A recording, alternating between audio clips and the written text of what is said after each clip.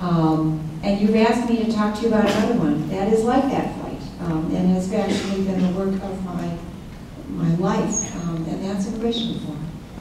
And the most important thing I want you to know is that as hard as this debate is, and it's really hard, I work for a guy who isn't giving up, and who understands down to his bones how important this issue is for our country.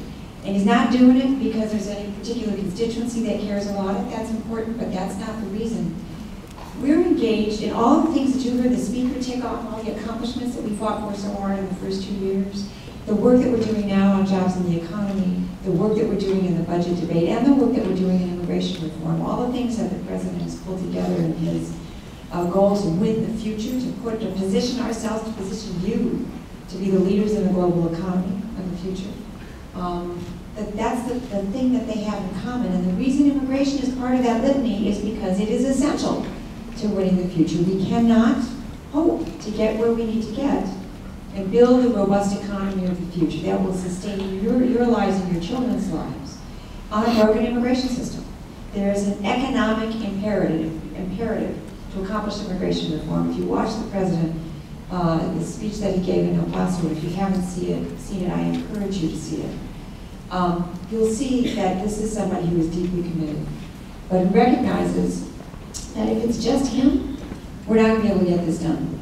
And so we spent the first 2 years of the administration deeply engaged with the Congress trying to find a path forward, right? So we're in a situation where in 2006, we passed an immigration bill through the Senate. That's how I got to know the President. I was at National Council of House at the time. He was a senator. He was part of the team that helped us pass a bill in the Senate. We had 23 Republican votes for that bill that passed in 2006.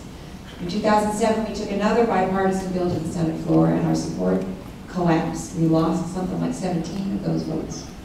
And we failed to pass the bill in 2007.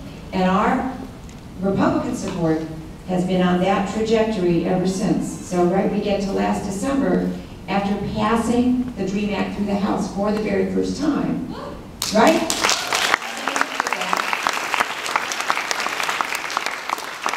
We get to the Senate where we increased our Democratic support for the DREAM Act. And of the 11 Republicans who were sitting in the Senate at the time who had voted for the DREAM Act in the past, some of them had been co-sponsors of the DREAM Act. We only got 3, 2 of whom have since left the Senate. And the third of whom has declined to be a co-sponsor this time. So the DREAM Act has been reintroduced, and for the first time in a decade, it's a Democrats-only bill. So the trajectory of our Republican support, which is frankly essential if we're going to get to 60, is going the wrong way, and it's clearly bottomed out, right? You can't get lower than 0. So we have a lot of work to do to build back. We engaged for 2 years with folks in the Congress. We had a bipartisan process going in the Senate in an attempt to produce legislation, a bipartisan bill, which ultimately failed to produce a bipartisan bill. So what we're doing now, and what you saw the President doing in El Paso, which was, the El Paso speech was like step 4 of a 12-step process that we're engaged in, was to begin to take this conversation outside of this town.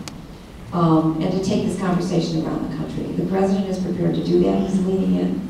But what you heard him do, both in meetings leading up to that speech, but also in the speech itself and in the work that we've done since that speech, is ask the people around the country who care about this issue, who are stakeholders on this issue, to engage and to lift up this conversation and to take it all around the country. Because for this administration, it's an economic imperative. We have the President of the United States and we have his cabinet going all over the country making this argument. Alone, we're not going to be able to do it.